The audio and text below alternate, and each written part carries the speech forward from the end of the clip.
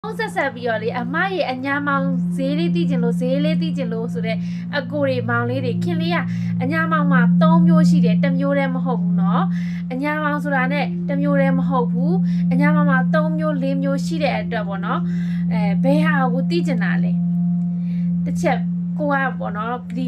ဗီဒီယိုလေးတစ်ပုတ်တွေ့တာနဲ့တန်းပြီးတော့ဝင်မမှတ်နဲ့ပေါ့เนาะဝင်ပြီးတော့ဖုန်းလဲမဆက်နဲ့ဒီခင်လေးတို့ရဲ့အကောင့်ထဲကိုဝင်ဆက်စုပြီးကိုကဘယ်ဟာနဲ့တင့်တော်တယ်လဲဆိုတာကိုဝင်ဆက်စုပြီးမှမှားပါဒီကနေပြောလဲခင်ဗျာတစ်ခုချင်းစီရှင်းပြပေးမယ်နားထောင်သွားကဲဒီအညာမောင်စားစေးယူကကြတော့အညာမောင်ဆိုပေမဲ့တစ်ခုနဲ့တစ်ခုကထိရောက်မှုတွေမတူပါဘူးတချို့ကအညာမောင်တစ်မျိုးတည်းထင်ပြီးတော့ဗောနော်လာဝဲကြတယ်ဟောဒီကအရင်ဆုံးထွက်ရှိတာတဲ့ရှင်းမတက်ယူလေးကအမျိုးသားရဲ့အတွက်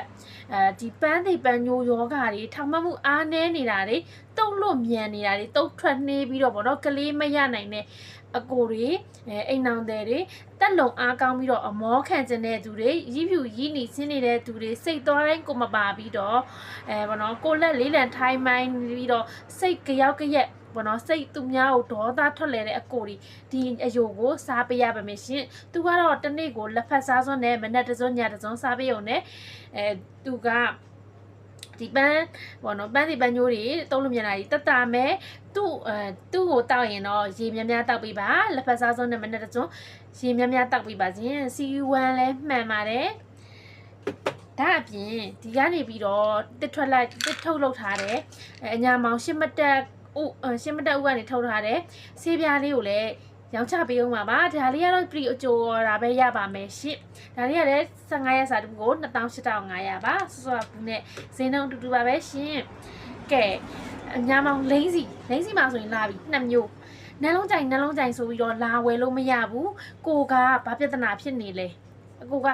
ကြီးရှည်လိုချင်တယ်ထောင်ကြတယ်လိုချင်တယ်ကြီးရှည်လိုချင်တယ်ထောင်ကြတယ်လိုချင်အဲ့လိုကွဲပြားအောင်သိမှရမယ်ကြီးရှည်ကိုဒီအနီအောင်မက်ဆီမန်ကကြီးရှည်သမားဆေးခဲပြေသမားကိုဦးစားပေးထားတာအဓိကဆေး